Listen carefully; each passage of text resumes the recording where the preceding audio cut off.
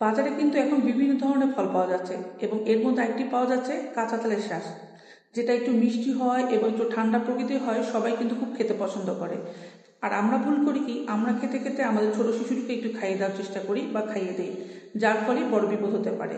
কারণ কি, এই যে তালের শ্বাসটি দেখবে একটু নরম, পিচ্ছিল এবং রাবার টাইপ হয় এবং বাচ্চাদের অনেক সময় দাঁত যেহেতু হয় না, বাচ্চাকে আমরা যখন তালের শ্বাসটি দিই সে কিন্তু এটি চিবিয়ে খেতে পারে না। এর ফলে হয় কি, হঠাৎ করে সেই টুকরোটুকু বাচ্চার শ্বাস নিতে যেয়ে বাচ্চার শ্বাসরোধ হয়ে যেতে পারে। আর আরেকটি হচ্ছে, এই তালের শ্বাসে কিন্তু প্রচুর পরিমাণে আঁশ বা ফাইবার থাকে। বাচ্চাদের ছোট পেটটি কিন্তু তখনও ঠিকমতো পরিপাকতন্ত্র পরিপক্ক হয় না এবং খুব সংবেদনশীল থাকে। তাই এই আঁশ জাতীয় খাবার খেলে অনেক সময় দেখা যায় পেটে ব্যথা হয়, বমি হয়, ডায়রিয়া হতে পারে, হজমের সমস্যা হতে পারে। তাই এই দুটো জিনিস তো অবশ্যই। এবং সাথে একটা কি, যখনই আপনি যে তালের শ্বাসটি দিবেন, বাচ্চার ছোট পেটটি দেখা যায় ভরে গেল।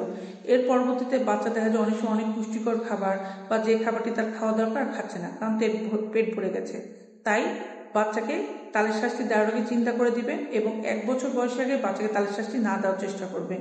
এবং 1 বছর বয়সের পরও যখন দিবেন, চেষ্টা করবেন একদম হাত দিয়ে নরম করে দিতে অথবা ব্লেন্ডারে ব্লেন্ড করে দিতে, এবং 1 থেকে 2 চামচ, তার বেশি না।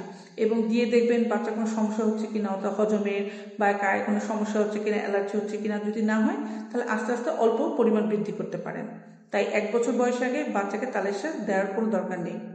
ভিডিওটি ভালো লাগলে শেয়ার করে দিতে পারেন, তাহলে অন্যান্য মারাও জানবে, উপকৃত হবে। আর আপনাদের কোনো প্রশ্ন আমাকে করতে পারেন, আমি উত্তর দেওয়ার চেষ্টা করব।